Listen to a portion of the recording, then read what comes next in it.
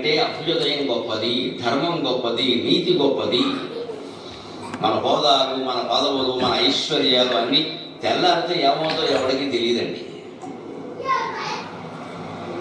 ఇవాళ నేను మొత్తం భూమండలాన్ని అంతా పరిపాలించాను అని కనిపించిన మహారాజు కూడా రేపు పొద్దున్న వాడు పెద్ద కొడుకు కొరివి పెట్టేస్తే 2 ఎముకలు మిగులుతున్నాయి అక్కడ. ఆ 2 ఎముకలు పట్టుకెళ్ళి గోదావరిలో పారేస్తే గచ్చి పైపోయింది వాడి జీవితం. ఇక విగ్రహం పెట్టుకోవాల్సిందే. నువ్వు ఎంత గొప్పవాడమైనా ఒకటే ఇక్కడ. కనీసం ఆ పెద్ద కొడుకు ఎంతో ప్రేమతో మా నాన్నగారి ఎముకలు ఇంట్లో పెట్టుకోడు. వాడు బెళ్ళం ఊరుకుంది, సంపత్తాన్ని ఇంట్లో పెడుతూ దెయ్యాలు వస్తాయండి. ఎందుకంటే వాళ్ళ నాన్న అయితే పర్వాలేదు కానీ మరి వీళ్ళ నాన్న కదా, అదో తేడా ఉంది అక్కడ. మా నాన్న అయితే ఉండొచ్చు, మీ నాన్న ఉండదు. ఈ మీ ఇది వదలనంతకాలం మనం ఎన్ని చరిత్రలు విన్నా ఒకటే. అసలు ఎముకలు ఇంట్లో ఉండొచ్చా లేదా అనేది ఒక సమస్య. అందులో మళ్ళీ మా నాన్న ఎముకలు, మీ నాన్న ఎముకలు, ఇది మరీ దరిద్రపు సమస్య. ఎవరి ఎముకలైనా ఒకటే. మళ్ళీ ఇందులో నాని ఇదే ఉదరించుకోవాలి. స్వపర భేదం అంటారు. నేను స్వపర, నీకు ఆకలిస్తే ఒకలాగా, నాకు ఆకలిస్తే ఒకలా ఉన్నది. మాత్రం ఎవరైనా ఒకటే ఆకలి. మీరు ఎంత గొప్ప నన్ను జ్ఞానిగానో ప్రవక్తగానో ఎలా పరిగణించినా నాకు పెట్టే అన్నం పెట్టకపోతే నేను మాట్లాడలేనండి. మీరు జ్ఞానులు, మీకు అన్నం ఎందుకంటే నేను గడ్డి తెమ్మంటావా? అన్నం తినాలి.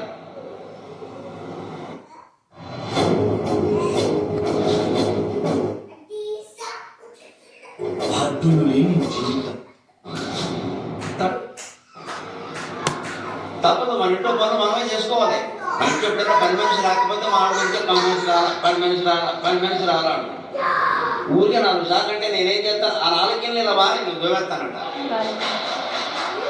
ఏంటి సెట్టింగ్, ఊరికే రాలా ఏం చేయమంటాను. అలాగే మనం వాళ్ళకి ఫోన్ చేసామనుకోండి, ఏమిటో అంత ఇంట్రెస్ట్ అంటారు ఇక్కడ. మరి అదొకూడదు. మరి రాదంటా నేను ఫోన్ చేస్తే దెబ్బలాడతావు. ఏం చేయాలి? అందుకే నేనేమంటాను అంటే ఆ 4 లేదా మరి మీడియా వాళ్ళు ఎవరో చూడకుండా చూడు చేసేద్దాం. లేకపోతే అంటు తవ్వుతున్న గరికి పట్టిందా అంతటితో ఆగదు. అప్పుడప్పుడు అంటు తవ్వడం వల్లే ఈయనకి అద్వైత జ్ఞానం కలిగిందని ఇంకోటి రాస్తాం. ఇక మనకి పెర్మనెంట్ పని అయిపోతుంది. మన పనులు మనం చేసుకోకుండా ఈ బాబోతం ఏంటి? ఎంత పెద్దవాడైనా వాడు అన్నం వాడు తినాలి, వాడు ఉండి వాడు తోముకోవాలి. ఎవరు తోముతారు? మనకంటే పశువులు అయ్యి గేదెలు పడుకోబెట్టి ఎవరు తోముతారు? అది నయం. దానికి అన్నింటి తోముతారు. అదృష్టవంతులు మనెవడు తోముతారు. దాన్ని చెరువులో నుంచోబెట్టి 2 తోముతారు అవసరమైతే. మనకెవడు కూడా ఇక్కడ మనకు తోముకోవాలి. మార్పు మనిషికి రావాల్సింది ఇక్కడే. అందుకని పిచ్చి ప్రభావాలకి ఆ ప్రభావం, ఈ ప్రభావం, ఈ ఉంగరం పెట్టుకుంటే ఆ ఉంగరం పెట్టుకుంటే ఏ ఉంగరాలు పెట్టుకున్నా ఒకటే. దాంట్లో ఏముండదు ఇక్కడ. ఈ రంగురాడను బట్టి అక్కడ ఏం మారిపో. కానీ ఎప్పుడు గ్రహస్థితి ప్రభావం ఎక్కడ ఉంటుందో తెలుసుకోండి. దత్తాత్రేయ చరిత్రలో ఇది చాలా కీలకం. ఎందుకంటే దత్తమండలం ఖగోళ శాస్త్రం కదా. ఏ గ్రహస్థితి ప్రభావమైనా ఉండేది మన శరీరం మీద కాదు, మన మనస్సు మీద. మనస్సును బట్టి శరీరానికి వస్తుంది. నీ మనస్సులో ఉత్సాహం లేనప్పుడు, నువ్వు ఏదైనా దుఃఖంతో కృంగిపోతూ ఉన్నప్పుడు, నువ్వు ఆరోగ్యంగా ఉన్నా సరే అనారోగ్యంగా ఉన్నట్టే ఉంటుంది. జ్వరం లేకపోవచ్చు, జలుబు లేకపోవచ్చు, దగ్గు లేకపోవచ్చు. మనస్సులో ఏదైనా దుఃఖం ఉందనుకోండి, ఒళ్ళంతా ఏదో అనీజీ అంటారు ఇంగ్లీష్లో. అలాగే ఉంటుంది. ఎందుకుంది? మనస్సు. శరీరం బాగానే ఉంది. కొంతమందిని గమనించండి, జలుబో దగ్గో జ్వరం కూడా ఉండొచ్చు, కానీ లేచి పద్యాలు పాడుకుంటూ ఉంటారు. వాడు పూజ కూడా వాళ్ళు మానరు. జలాలు వస్తూనే ఉంటాయి. దేవుడి పూజ మానస్తామేంటి అంటే వాళ్ళ శరీరం అనారోగ్యంగా ఉన్న మనస్సు ఉత్సాహంగా ఉంది కాబట్టి మానలేదు. అంటే ఎప్పుడు శరీరం మీద మనస్సు ప్రభావమే ఎక్కువ, మనస్సు మీద శరీరం ప్రభావం తక్కువ ఉంటుంది. తక్కువ శరీరం మీద మనస్సు ప్రభావం ఎక్కువ.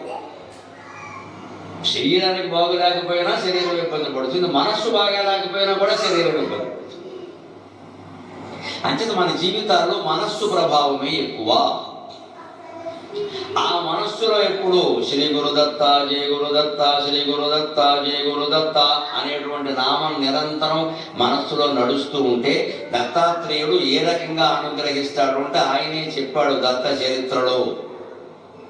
స్మృతృగామీసనో అవతు, స్మృతృగామీసనో అవతు, స్మృతృగామీసనో అవతు. స్మరించినంతనే స్మరించిన వాళ్ళ మనస్సులో ప్రవేశించి వాళ్ళ జీవితం నిండా శుభాలతో నింపేసేటువంటి దత్తాత్రేయుడు నన్ను అనుగ్రహించునుగాక అన్నారు. ఆ మంత్రం రహస్యం.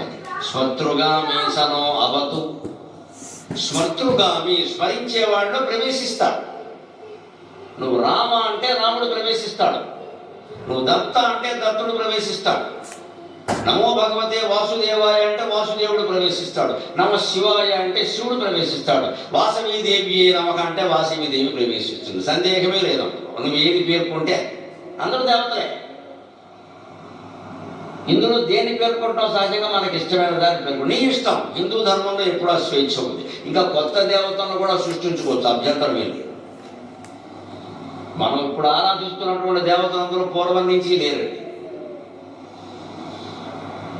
కరెక్ట్ చేసుకోవచ్చు. హిందూ ధర్మంలో ఉంది బహుళ దేవత ఆరాధన స్వేచ్ఛ. ఇతర మతాల్లాగా మనం ఒకడే దేవుడు, ఒకడే రూపం, ఒకటే నామం, ఆ నామం పేరు మార్చిన రూపం మార్చిన చంపేస్తా అనే దుర్మార్గం ఇక్కడ లేదు. అసలు నామరూపాలు అశాశ్వతం. అదే సనాతన ధర్మం. నీ పేరంతో దేవుడి పేరు అంతే. నువ్వు స్మరించుకోవడం ఎందుకంటే గుర్తుపెట్టుకోవడానికి, అంతకంటే ఇలా. మనం అంతా దేవుడే అన్న దీన్ని చూడగానే మైక్ స్టాండ్ మేక్ అనే మాటే గుర్తొస్తుంది, దీన్ని చూడగానే మంచినీళ్ళ చేశాను గుర్తొస్తుంది, దీన్ని చూడగానే దండాన్ని గుర్తొస్తుంది. అంతా దేవుడు అంటే అలాగా దాన్ని చూడగానే దేవుడు అనిపిస్తుంది. అంటే నీ మనసుకు అనిపిస్తుంది. అనిపించినంతకాలం అదొక కొనసాగాలి. అనిపించినట్టుగా అలా చేస్తూ ఉంటే కొంతకాలానికి చేయగా అంతా దేవుడే అని ఖచ్చితంగా ఆ దేవత అనుగ్రహం చేతనే అనిపిస్తుంది. సందేహమే లేదు. మనం ఏ దేవతను పూజిస్తున్నామో, ఏ పేరుతో పూజిస్తున్నామో ఆ దేవత అనుగ్రహం చేతనే వెర్రివాడా నేను ఆ ఫోటోలో మాత్రమే లేనురా, కనిపించే చరాచర జీవరాశి అంతా నేనేరా, ఈ విషయం గ్రహించారా, సుఖంగా ఉంటావు. ఈ ఫోటో ఒక్కటే దేవత, ఈ గుడి ఒక్కటే దేవుడు అంటే మళ్ళీ నువ్వు సంకుచితం అయిపోతున్నావు. ఇక్కడ ఎవరన్నా ఇంకో దేవుణ్ణి ఆరాధన చేయగానే వాళ్ళు ఎవరో దుర్మార్గుల కింద కనిపిస్తున్నారు నీకు, నీదేదో సన్మార్గం అనిపిస్తుంది. అంచేత ఈ సంకుచిత భావం వదిలిపెట్టు. నువ్వు ఆరాధించే రూపం నీకు ఎంత ముఖ్యమో వారు ఆరాధించే రూపం వారికి ఎంతే ముఖ్యం. అంచేత ఏ దేవతారాధనని మనం వ్యతిరేకించాల్సిన అవసరం లేదు. హిందూ ధర్మంలో గొప్పదనమే అది. ఒకే పేరు, ఒకే రూపం, ఒకే పుస్తకం, అంతకు మించి ఎవరేం మాట్లాడడానికి వీలు లేదన్న ఉండదండి. ఇక్కడ వేదం స్పష్టంగా 4 వేదాలు స్పష్టంగా ఏం చెప్పాయి అంటే మమ్మల్ని చదవండి, తర్వాత మమ్మల్ని మించి ఆలోచించండి అని చెప్పింది వేదం. మమ్మల్ని దాటి ఆలోచించండి, ఇక్కడ ఆగిపోవద్దు. ఎందుకంటే వేదాలు ఎప్పుడో పుట్టాయి, ఏదో కాలంలో పుట్టాయి. తర్వాత చాలా ప్రపంచం గడిచింది, అందుకే శాస్త్రాలు పుట్టాయి, అందుకే పురాణాలు పుట్టాయి, అందుకే కావ్యాలు పుట్టాయి, అందుకే ప్రవచనాలు పుట్టాయి. నేను ప్రపంచం పురోగమిస్తోంది. దానికి అందుకోవాలంటే తగిన వాంగ్మయం సృష్టింపబడాలి. అయితే వేదం అంటూ పుట్టిన తర్వాత మళ్ళీ వేదవ్యాసుడు ఎందుకు పుట్టాలి? ఆయన భాగవతం రాయాలి, భారతం రాయాలి, వేదాలు విభజించాలి. వేదం మనకేం తెలియదు. వేదం అందరికీ అర్థమయ్యే విషయం కాదు. తపోమయమైంది, తపోమయం. తపస్సు చేస్తే తప్ప వేదార్థం తెలియదు. మామూలు సంస్కృతం నిఘంటువు దగ్గర పెట్టుకుని వేదానికి అర్థం చెప్పకూడదు. తపస్సు చేయాలి. అది అందరూ చేయగలరా? అంచేతను ఈ దత్త జయంతి నాడు మార్గశిర పూర్ణిమ నాడు కొన్ని లక్షల ఏళ్ల క్రితం దశావతారాల కంటే ముందే మత్స్యకూర్మ వరాహ నరమృగ వామన హర భార్గవ అని చెబుతూ ఉంటారే, అలాగా ఆ దశావతారాల కంటే కూడా ముందే, మత్స్యావతారం కంటే కూడా ముందే దత్తాత్రేయ మహర్షి ఆవిర్భవించాడు. అంత ప్రాచీనమైన దేవం దత్తాత్రేయ. ఎక్కడ జన్మించాడండి ఆయన? ఎవరికి జన్మించారండి? ఎవరో అదృష్టవంతులు. ఆ పేర్లు వింటే తెలిసిపోతుందండి.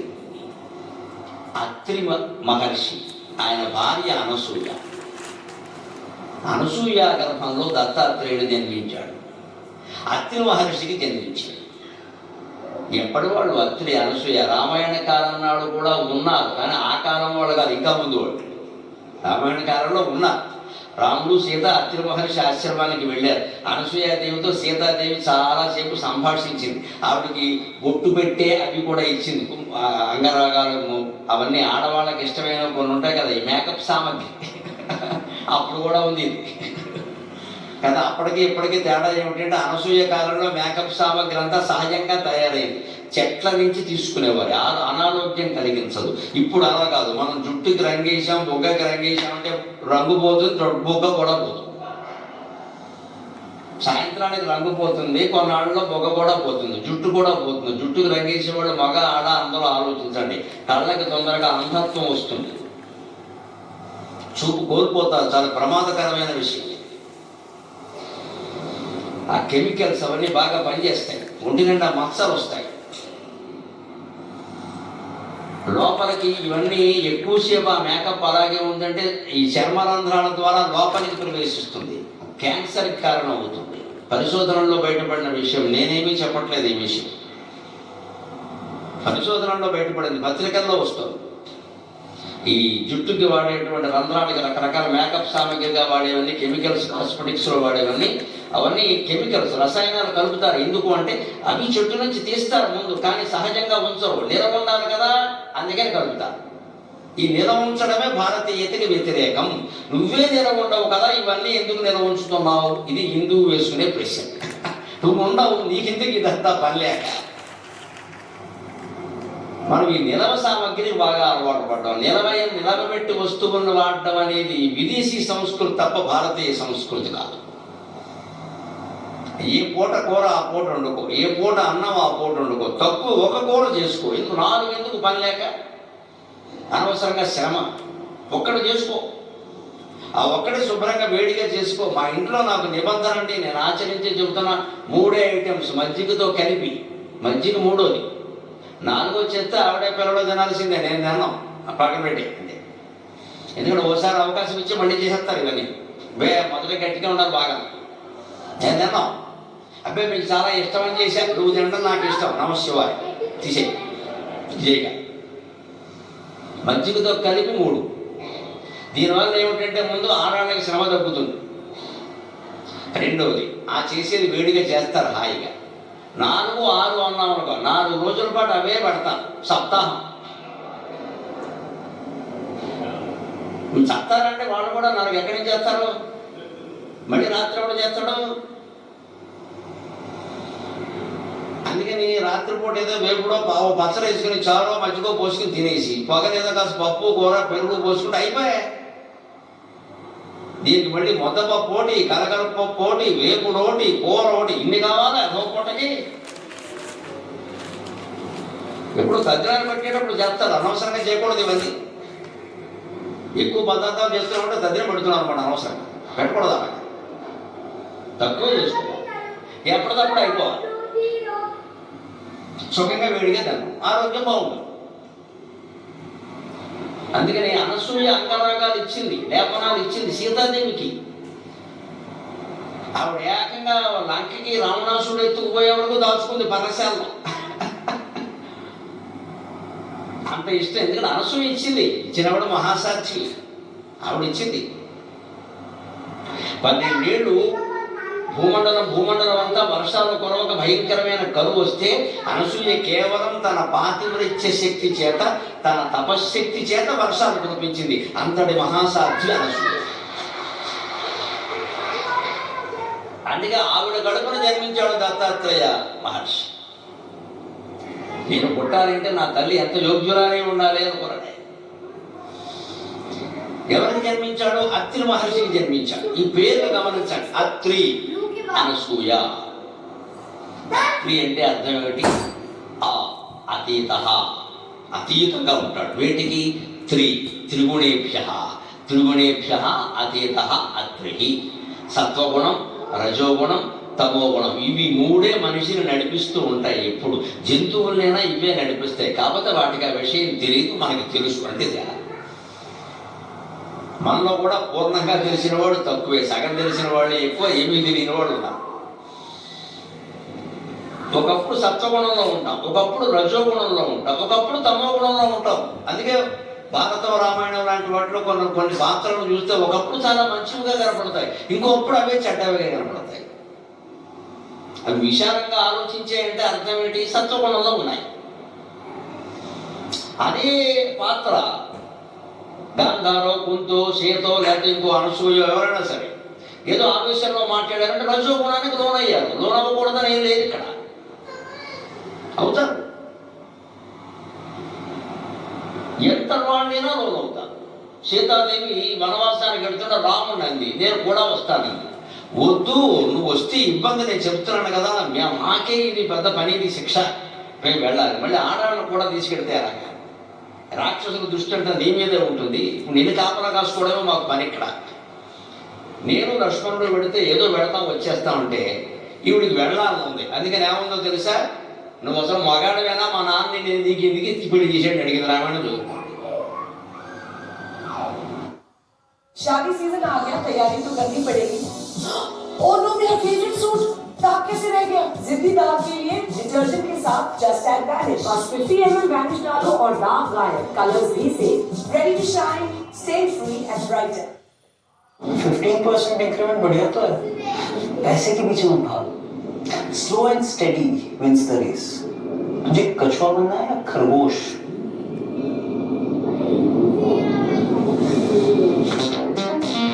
They all get it. We do. Chocolate for the ambitious. Armena Nick, Moendier, also available on Septus. రాము స్త్రీయం పురుష విగ్రహం అని మాట్లాడింది వాల్మీకి రామాయణం. నువ్వు మొగాడు అనుకుని మా నాన్న నీకు పిల్లనిచ్చాడయ్యా, నువ్వు ఆడదానమని ఇప్పుడు అర్థమైందని సీతదే వెలేసింది స్వయంగా. అంత మాట మొగుడు అనొచ్చా అండి అనేసి, ఎందుకంటే ఆవిడ అనుకున్నది జరగాలంటే అది మంచిది చెడ్డం. ఇది ఇంకా మంచిది, భర్తతో కూడా వెళ్ళాలని అనుకుంది ఆవిడ కూడా, పోనీ మంచి నిర్ణయం, అందుకోసం ఏదో అంది అనొచ్చు. మరి మాయలేని విషయం అదే మంచిది కదే. ఆవిడ జీవితం ముంచేసింది. రాముడు లక్ష్మణుడు నానాయాతన పడ్డారు, యుద్ధం వరకు వెళ్ళింది, లక్ష్మణుడు ప్రాణాలు పోయాయి, మళ్ళీ బతికించుకున్నారు ఆంజనేయ స్వామి సంజీవం తేవడం వల్ల. ఇంత యుద్ధం రావడానికి ఇప్పుడు గారు మాయలేడే కదండి కారణం. మరి ఈ లేడీ ఆ మాయలో ఎందుకు పడింది? మాయలేడి లేడీ మాయ ప్రాణాలు తీరేసింది. వెళ్ళే వరకు వెళ్ళాలి వెళ్ళాలి వెళ్ళాలని నాకు కావాలి. ఇప్పుడు సీతాదేవికి ఏ గుణం? అడవులకు వెళ్తాను అన్నప్పుడు భర్తతో కూడా వస్తాను అన్నప్పుడు సత్వగుణం, మాయలేడి కావాలన్నప్పుడు రజోగుణం. అంతేకాదు, రావణాసురుడు ఎత్తుకుపోయేసరికి అశోకవనంలో కూర్చొని నేను చచ్చిపోతాను, నేను బతకను, అనవసరం, ఇది రాక్షసుని ఎప్పుడు చంపేస్తాడో తెలియదు, వీళ్ళకంటే ముందే చచ్చిపోవడం మంచిది అని చీర కొంగు తీసి పై కొమ్మకి బిగించింది రామాయణం చదువు. ఆత్మహత్య ప్రయత్నం చేసింది, అక్కడ తమో గుణం. కానీ బయటపడింది. అనుభవించాల్సిన యోగం ఉన్నప్పుడు ఆత్మహత్య చేసుకుంటే మాత్రం తప్పుతుందా? వచ్చే జన్మలోనైనా అనుభవించాలి, అదేదో ఇప్పుడే పడితే పోయే అని సిద్ధపడిపోయింది. అంటే ఏంటి? ఇంత గొప్పది అనుకుంటున్న సత్వగుణ సముపేత అయిన సీతలో మనకి 3 గుణాలు కనపడుతున్నాయి. సత్వగుణం, రజోగుణం, తమో గుణం, 3 కనపడుతున్నాయి. ఈ 3 గుణాల నుంచి ఏ మానవుడు 1 గంట పడుకుంటే ఆయుర్దాయం పెరగడమే కాకుండా ఆరోగ్యం కూడా సాగు. అంటే తమో గుణం ఉండాలి, కానీ నిద్రకే ఉండాలి. పని చేసేటప్పుడు తమో గుణం ఉంటే అలాగా నిద్ర వచ్చేస్తుంది. రజోగుణం అది కూడా అవసరమా? పోటీ పడాలి, పోటీ పడక చదవాలి కదా, చెప్పాలి, పని చెయ్యాలి అనే ఉత్సాహమే రజోగుణం. ఉత్సాహం లేకపోతే ఈ కార్యక్రమం ఏర్పాటవుతుందా? ఎంతమంది జనం వస్తారా? నేను వస్తానా? చెప్పాలనే ఉత్సాహం లేకపోతే ఈ ఉత్సాహం రజోగుణమేనండి. కానీ ఉండాలి, ఇటువంటి వాటికే ఉండాలి. జీవితానికి ఉపయోగపడేటువంటి ఒక ఆధ్యాత్మిక ప్రవచనానికి నువ్వు సిద్ధపడుతున్నది రజోగుణం అని చెబుతున్నాను నేను, సత్వగుణం అని చెప్పక్కర్లేదు. దాన్ని వినాలి, వినకపోతే నేను ఉండలేను, గరికిపాటి వారు బాగా చెప్తారు, ఖచ్చితంగా ఉండాలి, ఇదే రజోగుణం. కానీ అది అవసరం, ఎంతవరకు అవసరం? వినడం వరకే అవసరం. విన్న వెంటనే ఆచరణలో పెట్టాలి, పెట్టడం మానేసి అటువంటి మహానుభావుల్ని చూసినా పుణ్యమే. ఇది తమో గుణం. నాకేం మొహమాటం లేదు, నన్ను చూస్తే మీకు ఏ పుణ్యమో రాదండి, నాకు ఇబ్బంది తప్ప. మా ఆవిడ స్వస్థుడు దిష్టి దిగలే, ఇంటికి వెళ్ళగానే పెద్ద బళ్ళి వేసుకు తయారవుతున్నాడు. నాకు ఈ దేశాలు తిప్పుడుతో పాటు ఈ తిప్పుడు ఒకటి. నేను చెప్తున్నాను, మొహమాటం వెళ్ళ. చెప్పేవాడు మాటలు వినడం, ఆచరించడం సత్వగుణం. చెప్పేవాడు మాటలు విని మనసులో అన్వయం చేసుకుని స్థిరంగా వింటూ ఉండడం రజోగుణం. వినడమే పుణ్యం, చూడడమే పుణ్యం అని కూడా తమో గుణం. చూస్తే ఏమీ రాదు, ఒట్టినే వింటే ఏమీ రాదు. ఇక మళ్ళీ ఆ చూడటానికి ఇవాళ మార్గశిర పూర్ణిమ, కార్తీకం, ఇవన్నీ తమో గుణ లక్షణం. ఏ రోజైనా ఒకటే. నువ్వు రోజుల మధ్యలో ఉరికే విభేదాలు పెంచేయక ఆ రోజులు బట్టి నీకేం ఫలితాలు రావు, నీ అజ్ఞానం. నువ్వు చెయ్యనప్పుడు ఏ రోజైనా ఒకటే, నువ్వు చేసినప్పుడు ఏ రోజైనా ఒకటే. అందుకే ముహూర్త శాస్త్రానికి మూలంలోనే ఒక మాట చెప్తారు. తాత్వికమైన మాట చెప్పాక మన శాస్త్రాలు మొదలవుతాయి. ఆ మాట ఎవరు చెప్పరు, దెబ్బతింటుంది వ్యాపారం అని. ముహూర్త శాస్త్రంలో ముందే ఓ మాట ఉంటుంది, ఎవరు తెలుసా? మంచి పనికి ముహూర్తం అవసరం లేదు, చెడ్డ పనికి ముహూర్తం పెట్టి ఉపయోగం లేదు అన్నాడు. మనం చేసే పని ఏదో ఒకటే ఖచ్చితంగా. మంచి పనికి ముహూర్తం అవసరం లేదు, చెడ్డ పనికి ముహూర్తం పెట్టి ఉపయోగం లేదు. ఎవడన్నా అర్థం చేసేవాడు ఎవడన్నా ముహూర్తం కోసం వస్తాడు మన దగ్గరికి, టైం పెట్టినట్టు చేస్తాం, ఖచ్చితంగా అయిపోవాలి అంటే పెట్టినవాడు కూడా లోపలేసేస్తాడు. రాడు కదండి, వాడు దాన్ని వాడు చేసుకుంటాడు. చెడ్డ పనికి ముహూర్తం అక్కర్లేదు, ముహూర్తం కోసం చూడడం. నువ్వు మంచి పనికి ముహూర్తం అవసరం లేదంటే ముహూర్తం అవసరం. ఎందుకు అవసరం? ఆ పని సక్రమంగా జరగడానికి అవసరం. ఒక పెళ్లికి ముహూర్తం పెట్టారు అంటే పెళ్లి 3 గంటల ప్రక్రియ, ఇదివరకు 5 రోజుల ప్రక్రియ. అది తగ్గి 3 గంటలు సినిమా రేవులకు వచ్చింది. ఈ 3 గంటలు సక్రమంగా జరగడానికి ఆ ముహూర్తం అమ్మ వాడు జీవితాంతం కాపురం చేయడానికి ముహూర్తం కాదు.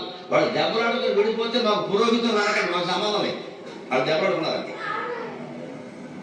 ఆ 3 గంటల్లో పెళ్లి కూతురు కానీ పెళ్లి కొడుకు కానీ కడుపు నొప్పి, రొంప, దగ్గు, విరోచనాలు లాంటివి రాకుండా 3 గంటలు వాళ్ళ పీటల మీద కూర్చోవడానికి పెట్టిందే ముహూర్త బలం అంతే. తర్వాత వాడు దెబ్బలాడుకుంటే విడిపోతారు, మేము చేసేది తెలియదు. అందుకే అప్పుడు మధుపర్కం అంటే మధు అంటే తేనె, పర్కం అంటే పెరుగు, 2 కలిపి తాగిస్తారు. కడుపులో గొడవలు ఆడకుండా ఉండాలి, అంతకంటే ఏం లేదు. దాన్ని పెద్ద పవిత్రం చేయాలి, చేసే వైద్యం అది. వెంటనే మీరు చూసుకోండి మన ప్రక్రియలు ఎంత శాస్త్రీయంగా ఉంటాయి. మధుపర్కాలు తాగించిన వెంటనే కన్యాదాత బట్టలు పెడతాడు, వెళ్ళి బట్టలు మార్చుకురండి అంట. ఆ మార్చుకునే బట్టలు మధుపర్కాలంట. ఎందుకు బట్టలు మార్చుకోమన్నారో తెలుసా? ఎప్పటికే ఏం జరిగిందో తెలియదు కదా, మార్చుకురండి. అందుకోసం ఏం జరిగిందని అడిగితే బాగుంది కదా, మార్చుకురండి. మనం దాన్ని ఫ్యాషన్ చేసేసాం మధుపర్కాల కోసం పెళ్లి కూతురు పెడితే మర్నాడు వస్తుంది, ఇప్పుడు ఆ పూట రావట్లేదు. ఎందుకంటే అక్కడ ఫ్యాషన్ డిజైనర్ పిలిచారు బొంబాయి నుంచి. ఆవిడ చీర కట్టాలి, ఆవిడ జీన్స్ ప్యాంటు టీషర్ట్లు వేస్తుంది, ఈవిడికి చీర పడుతుంది. ఆవిడ మొత్తం ఈ దరిద్రాలన్నీ వచ్చాయి. అసలు ఎందుకు పెట్టారనేది పోయింది. మధుపర్కాల సింపుల్, ఒక వైద్యం, ఒక ఔషధం. అది సేవిస్తే మీకు కూడా ఎప్పుడైనా సరే కడుపులో గొడవలాడుతున్నట్టు అనిపిస్తే పంచామృతాలు అభిషేకం చేస్తున్నారు కదా, అవి కలపండి. ఒకే ఒక కప్పు తాగేయండి, సుఖంగా ఉంటుంది. 3 గంటల పాటు గొడవ ఉండదు.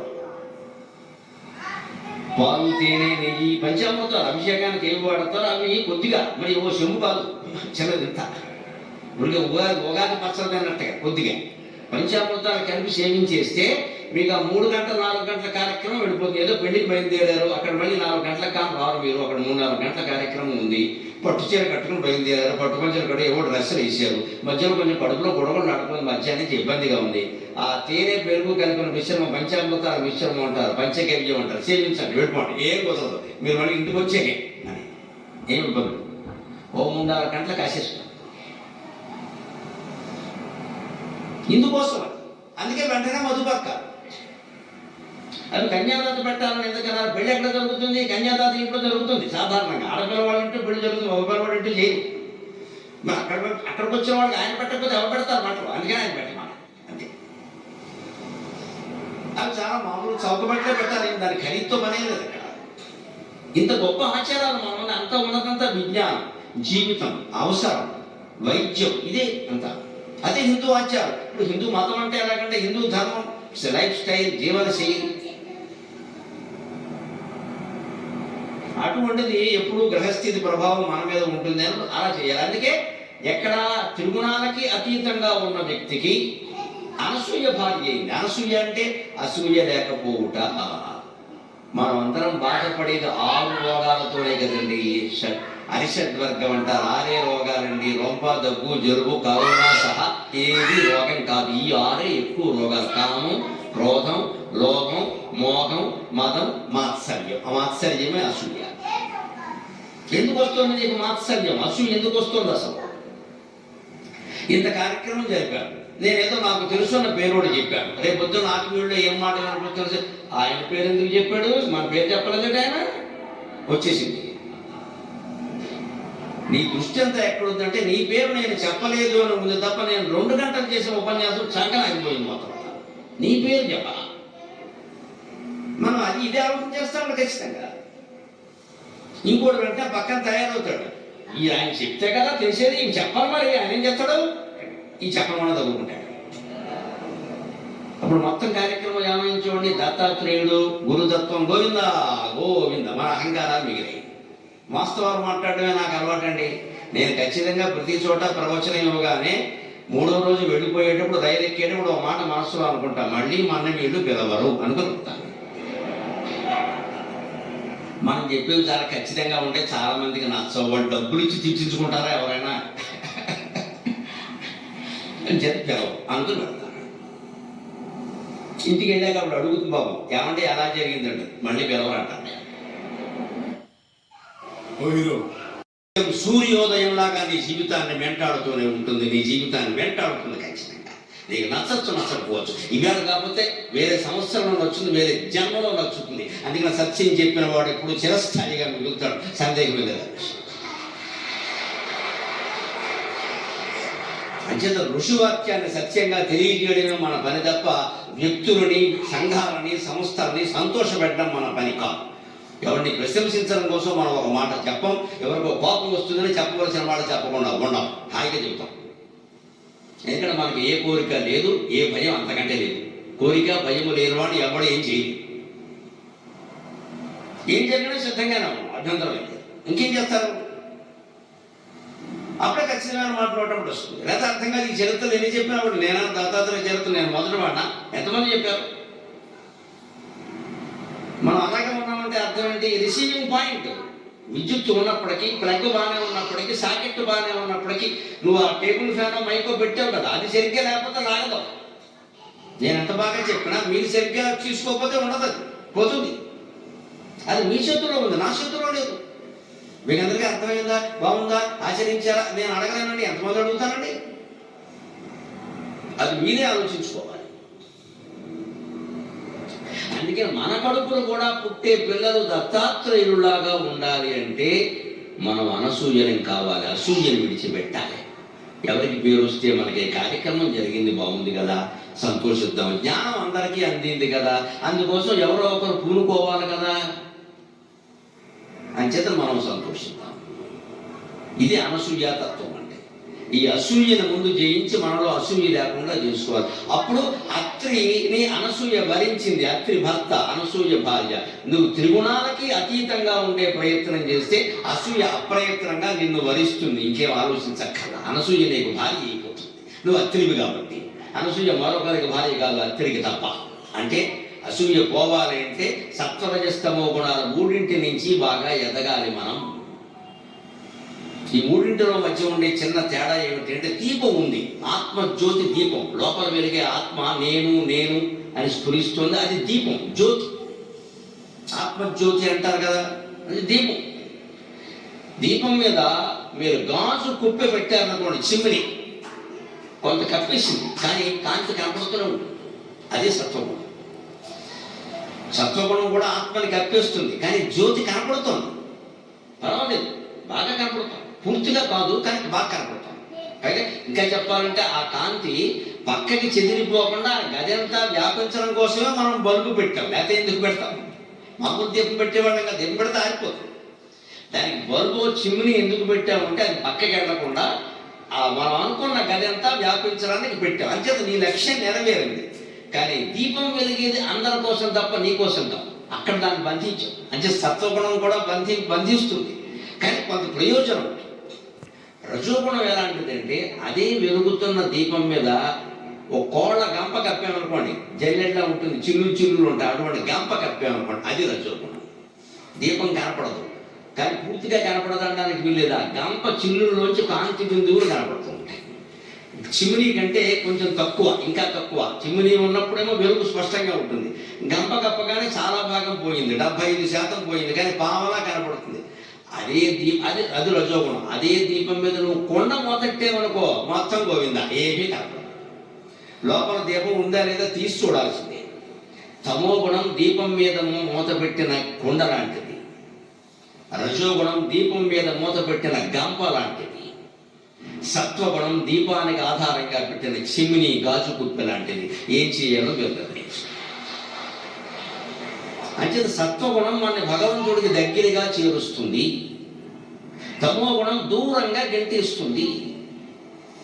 రజోగుణం అటెడదామా ఇటెడదామా అటెడదామా ఇటెడదామా అని చూస్తుంది. కాలేజీకి వెళ్ళే కుర్రాడు ఇవాళ కూడా కాలేజీ అనా, మా ఇష్టమైన హీరో రిలీజ్ సినిమా ఉంది వెళ్ళొద్దా, సినిమాయా క్లాసా, సినిమాయా క్లాసా, బోటనీ పాట ఉంది, మ్యాట్నీ ఆట ఉంది. ఇది రజోగుణం. వాటిని ఎప్పుడు ఉండేదని మ్యాట్నీకి వెళ్ళిపోదాం, అది తమో గుణం. మ్యాట్నీకి వెళ్తే పూర్వం మా ఊళ్ళో ఎవరైనా బొమ్మలు ప్రత్యేకంగా చేసేవాళ్ళు. ధాన్యం ముద్రపాలన ఉంటుంది, రాశి మీద వేస్తారు. ఆ ముద్ర మీద వినాయకుడు బొమ్మ ఉంటుంది, గాడి కొట్టినట్టుగా ఉంటుంది. సరిగ్గా ధాన్యాలు రాసి గడ్డి కాల్చి ఇలా మసి ఉంటుంది కదా, ఆ మసి మీద ఇది అడ్డేవారు. అది ముద్రపాల. దాని మీద ఎందుకంటే ధాన్యం ఎవరైనా కొట్టేస్తే తెలిసేది. సీసీ కెమెరా ముద్రపాల అంటే. సీసీ కెమెరాలో ఉన్నంత మాత్రాన దొంగలు దొరకరు. దొంగతనం జరిగిందనే విషయం తెలుస్తుంది. అంతే. ఎలా దొరుకుతారు? అని నువ్వు పట్టుకోవాలి, వెతగా నాన్న గొడవలు జరగాలి. వాడు అక్కడ ఇక్కడ ఉండాలి. వాడు వెళ్ళి కోయంబత్తూరు ఏం చేస్తారు? సీసీ కెమెరా వల్ల జరిగే ప్రయోజనం ఏంటంటే మన వాళ్ళు లక్షలు ఖర్చు పెడుతూ ఉంటాక దొంగతనం జరిగింది అనే విషయం తెలుస్తుంది. మహా అయితే బాగా చూస్తే మనకు ఎవరైనా ఎప్పుడైనా చూసేవాడు ఉంటే గుర్తు రావచ్చు. పోలీసులు కూడా వీడిని ఇది వరకు 2 సార్లు మా స్టేషన్లో చూసాం అని అనొచ్చు. ఏమో ఈ 20 అపార్ట్మెంట్లోనే ఒకటి ఉంటే మనం ఏం చెప్తాం? మనం ఇప్పుడు చూడడం వాళ్ళు కూడా ఉంటారు మన పక్కనే. సీసీ కెమెరా ముద్రపాలు అంతే. ధాన్యం రాసి మీద వేసేవారు. దానివల్ల ఏమవుతుంది? ధాన్యం కదిలిపోతుంది. ఎవరన్నా తీస్తే ముద్ర చెదిరిపోతుంది. వినాయకుడు తొండం వేరేమో తొడ వేరే వచ్చేస్తూ ధాన్యం తీసేసారు ఎవరో అని తెలుస్తుంది. ఎవరు తీసారో తెలియదు, కానీ ఏదో ప్రయత్నం చేసేవారు. మన శత్రువుడు ఎవరు, సాధారణంగా ఎవరు ఊళ్ళో దొంగతనం చేసేవాడు సూక్ష్మ బుద్ధితో ఆలోచించేవారు. పట్టేసుకునేవారండి దొంగలను విచిత్రంగా. అబ్బాయి పల్లెటూరు రైతులు చాలా గొప్పవాడు. 2 రోజులు పట్టేసుకునేవారు. వాడేనండి అనుమానం లేదని పిలిచిన అది ధరించేవాడు. ఇప్పుడు ఇందాక ఏదో వస్తుంటే అన్నారే తమదైన శైలిలో స్వాగతం చెప్తారు. తమదైన శైలిలో అంటించేవాడు. దెబ్బకు పడేదని చెప్పేసేవాడు. దేని ఉపాయాలు అనుకున్నాయి. అంత పెద్ద ఆకారం ధరించాడు, అంత చిన్న ఆకారం ధరించాడంటే భగవంతుడు ఏం చెబుతున్నాడు మనకి? మీ ఇంట్లో పెద్ద ఆకారంలో ఉన్న తాతగారు, చిన్న ఆకారంలో ఉన్న నీ మనవరాలు ఒక్కటేనయ్యా, ఇద్దరు దైవస్వరూపమే. ఆడు బృహత్ కృశస్థూలో గుణభృం నిర్గుణో మకాన్ అధృతస్వధృతస్వాస్య ప్రాగ్వంశో వంశవర్ధనక. అణువైన ఆయనే, బృహత్ అయిన ఆయన. అణువు అంటే చిన్న రూపం, బృహత్ అంటే పెద్ద రూపం. అది వినాయకుడు రూపంలో చూపుతున్నాడు. విష్ణుమూర్తి ఒకసారి ఒక రూపంతో ఉంటాడు. వినాయకుడు అనగా బృహత్తర వినాయకుడు ఉన్నాడు, అణువంత వినాయకుడు ఉన్నాడు. మనకి 9 అంగుళాల వినాయకుడు ఉన్నాడు, 90 అడుగుల వినాయకుడు ఉన్నాడు. ఈ ఆకారాలన్నీ మాయ లేదు. వీటి మీద ఆధారపడకు. నా అసలు స్వరూపం ఖగోళంలో ఉంది. దాని మీద శాస్త్రపరమైన విజ్ఞానాన్ని సాధించు. ఏం చెయ్యాలో అది చెయ్యి. ఋషి పంచంలో నోము చేసి కూర్చోవడం కాదు, ఋషుల చరిత్రలు చదవాలి, వినాలి. ఆ ఋషుల్లో మనం బతికే ప్రయత్నం చేయాలి. ఋషులు కూడా అందరూ గృహస్థులేనండి, సన్యాసులు ఎవరు లేరమ్మా. 7 ఋషుల్లో సన్యాసి ఒక్కడు లేడు. కశ్యప, అత్రి, జమదగ్ని, భరద్వాజ, గౌతమ, విశ్వామిత్ర, వశిష్ఠ. ఇందులో సన్యాసి లేని అందరూ గృహస్థులే. అందరికీ పిల్లలు ఉన్నారు, మనవాళ్ళు కూడా ఉన్నారు. వశిష్ఠుడికైతే 100 మంది కొడుకులు ఉన్నారు. కానీ ఆయన ఎటువంటి ఋషి అంటే 100 మంది కొడుకుల్ని విశ్వామిత్రుడు శాపం పెట్టి చంపేస్తే ఒక్కసారి అందరికీ కర్మకాండ చేసి నిశ్చింతగా జపం చేసుకుంటూ కూర్చున్నాడు. కనీసం విశ్వామిత్రుడి మీద కేసు పెట్టలేదు. జరగవలసిన పరిణామం జరిగింది. పుట్టడం ఎంతో, పోవడం అంతే. పోనేరు. దాని కర్మఫలం విశ్వామిత్రుడు అనుభవించాడు. ఈయన ప్రతిక్రియ చేసి ఉంటే ఈయన కూడా అనుభవించాల్సి వచ్చేది. ప్రతిక్రియ ఈ గొడవలకు అంతా కూడా ఫ్యాక్షనిజం. వశిష్ఠుడు ఫ్యాక్షనిజానికి సమాధానం చెప్పాడు. కానీ మా పిల్లలు కర్మకాంతి పోయారు. కానీ అయితే వాడికంత శక్తి ఎలా వచ్చింది? నా తపస్సు నాకు లేదా? నా తపస్సు నేను కాపాడినప్పుడు ఇప్పుడు నేను చేసే ప్రతిక్రియ కాపాడుతుందా అని ఊరుకోనాడు ఆయన. 3 నెలలు తిరగకుండా విశ్వామిత్రుడికి బగిలిపోయింది. జీవితం అంతా పశ్చాత్తాపం అయింది. తిరిగి వచ్చి వశిష్ఠుడు కాళ్ళ మీద పడాల్సి వచ్చింది. ఇది వశిష్ఠ మహర్షి చరిత్ర. ఈ చరిత్రను మనం చదివామనుకోండి, మనం కూడా మనసుకి ప్రతిక్రియ వైపుకు పోదాం. ఏం చేద్దాం చేయవలసిందేదో చెయ్యాలి. మరి చేతకాంత అర్థం వల్ల ఉండకూడదు. కానీ అంత అతిగా చేయాల్సిన పని కూడా. ముఖ్యంగా ప్రతిక్రియ చేసేటప్పుడు కూడా మనస్సులో ఆలోచన ఉండకూడదు. కేవలం యాంత్రికంగా వెళ్ళిపోవాలి. ఒక నాటకంలో పాత్రలాగే కృత్రిమం, యాంత్రికం, కృత్రిమం, నాటకం అనే మాటలు భౌతిక జీవితంలో మనకి దొంగ మాటల్లా కనపడతాయి, కానీ ఆధ్యాత్మిక జీవితంలో అతి పవిత్రమైన మాటలు అవి. ఆశ్చర్యంగా ఉంటాయి, కానీ మూడు రాసి పెట్టుకుని పాటించడం తెలుస్తుంది. ఆధ్యాత్మికతలో యాంత్రికంగానే ఉండాలి, కృత్రిమంగానే ఉండాలి, నాటకమే ఆడాలి. నేను ప్రేమిస్తున్నాను అని చెప్పాలి, ఎవరిని ప్రేమించకూడదు, భగవంతుని తప్ప. ప్రేమిస్తున్నాను అనకపోతే కాఫీ ఎవరు, అంతే తేడా. ఇచ్చే అయిపోయింది, వదిలేయండి. నీవు లేక నేను లే అని పాటలు పాడుతుంది. వారు లేకపోయినా మనం ఉండాలి, మనం లేకపోయినా వారు ఉండాలి. కానీ ఓ మాట అంటే సంతోషిస్తారు అంతే. వదిలేయండి, అదేం నాటకం కాదండి, ఆధ్యాత్మికత అది. ముందు చెప్పాను కదా, ఇంకా అతి చేయండి కదా. అతి చేస్తే ఏమవుతుంది, రేపొద్దున ఇద్దరికి భార్య భర్తల మధ్యలో చిన్న తేడా రాగానే ఇంకేం జుట్టు పెగేసి జగమే మాయ బ్రతుకే మాయ అని ఓ సీసా సారువా గజ్జి కుక్క కూడా తెచ్చిపెట్టుకుంటాడు. ఎందుకు ఇంత స్థితి వచ్చింది? అంత పిచ్చి ఎందుకు పెంచుకోవాలి అమ్మాయి అంటే? పెంచేసుకున్నాడు బాగా, జుట్టు పెంచినట్టే. ఇప్పుడు ఒక్కసారి వియోగం కలిగేసి భరించలేకపోతున్నాడు. అంచేది ముందు నుంచే అన్ని బంధాల పట్ల ఎలా ఉండాలో అలాగే ఉంటే, ఆ మాట్లాడాల్సింది ఏదో మాట్లాడి అక్కడ వదిలేసి, ఆ చేయవలసింది ఏదో చేసి అక్కడ వదిలేసి, మనసులో మాత్రం ఎప్పుడో నమ శివాయ నమ శివాయ నమ శివాయ అనే మంత్రం చెప్పిస్తూ ఉంటే శివుడు సంసారం చేస్తాడమ్మా, మనం చేయం. 16,000 సంవత్సరాలు చేసిన కృష్ణ పరమాత్మ ఎలా ఉంటాడో మనం అలాగే ఉంటాం, ఏమి ఇబ్బంది లేదు. వాళ్ళకి కావలసిన మాటలు వాళ్ళకి అందించాం, వాళ్ళకి కావలసిన సొమ్ము వాళ్ళకి అందించాం, వాళ్ళకి కావలసిన సుఖం వాళ్ళకి అందించాం. భార్య అయినా భర్త అయినా పిల్లలైనా ఎవరైనా ఎలా ఉండాలో అలాగే ఉన్నాం. అప్పుడు ఖచ్చితంగా ఉండగలుగుతాం. మన తల్లిదండ్రులుగానో, భార్యగానో, భర్తగానో, పిల్లలుగానో ఏదైనా సరే ఖచ్చితంగా ఎందుకు ఉండలేకపోతున్నామంటే మనకి రాగద్వేషాలు ఉన్నాయి, కోరికలు ఉన్నాయి, భయాలు ఉన్నాయి. ఈ కోరికలు, భయాలు, రాగద్వేషాలు పోగొట్టేదే ఆధ్యాత్మిక. అంటే జగన్ మిథ్య అని ముందు గ్రహించాలి. దానికి ఒక చక్కని ఉదాహరణ సాఫ్ట్వేర్ నుంచి చెబుతా. ఓ కంప్యూటర్ సెంటర్ పెట్టిన ఆయన ఉన్నాడు, పాత రోజులు, 15 ఏళ్ల క్రితం మాట. ఆయన సెంటర్లో 50 మంది విద్యార్థులు నేర్చుకుంటారు కంప్యూటర్స్, ఏవో ఉద్యోగాలు వస్తాయి. ఆయన కొంచెం మేధావి, కేవలం ఏదో కోచింగ్ ఇచ్చి వెళ్ళిపోయే రకం కాదు, కాస్త సూక్ష్మంగా పరిశీలన చేసే రకం. ఆయన ఒకసారి ఒక బ్యాచ్ వెళ్ళిపోతుంటే వాళ్ళకు ఒక పరీక్ష పెట్టాడు. మీరు వాళ్ళు శుక్రవారం కదా మీరు వెళుతున్నారు, శనివారం సెలవిస్తారు కదా, మళ్ళీ వస్తారు కదా, మీకు నాకు అనుమానం వచ్చింది, కంప్యూటర్ ఆడదాం వరదా అని అడిగాడు. మీరు తెరిచినట్టు చెప్పండి అని ఆ పనిని 4 మగాళ్ళకి 4 ఆడవాళ్ళకి అప్పగించారు. మీరు చెప్పండి, నాకు మీ 4 కొంచెం బాగా పనిచేశారు, తెలివైన వాళ్ళు, మీరు చెప్పండి, కంప్యూటర్ ఆడదా మగదా, కంప్యూటర్ ఏ లింగం, male gender or female gender. వాళ్ళు వెళ్ళారు, 2 రోజులు దీర్ఘంగా ఆలోచించారు, మీద కుస్తీలు పెట్టారు. వచ్చాక విచిత్రంగా చెప్పారు, 4 ఆడవాళ్ళు కూడా కంప్యూటర్ మగాడే అన్నారు. 4 మగాళ్ళు కూడా కంప్యూటర్ లేదంటే వాళ్ళు చెప్పేది తప్ప కంప్యూటర్ ఆడదన్నారు. ఎలా చెప్తున్నారు? కంప్యూటర్ ఆడది కాదు, మగా కాదు, అది కేవలం ఓ యంత్రం. ఎవరి భావన వారికి ఉన్నాయి, వాళ్ళు చెప్పింది ఏది కాదనడానికి వీల్లేదు. ఆడవాళ్ళని అడిగారు, లేడీస్ ఫస్ట్ కదా, ఎందుకమ్మా మీరు దీన్ని మగవాడు అనుకుంటున్నారంటే, ఆన్ చేస్తే కానీ పని చేయదండి మగవాడేనా అని తెలియదు. వాళ్ళంటారు వాళ్ళకి ఏ ప్రేరణ ఉండదండి, సంత అన్ని దెబ్బరొట్టు మొహం వేసి కూర్చుంటాడు, అందుకని మగాడు. ఇంకో అమ్మాయిని అడిగారు, ఎవరి కారణాలు వరకు ఉంటాయి కదా. కంప్యూటర్లో చాలా లోతుగా ఉంటుందని సమాచారం బాగా తోడుకోవాలంటే మా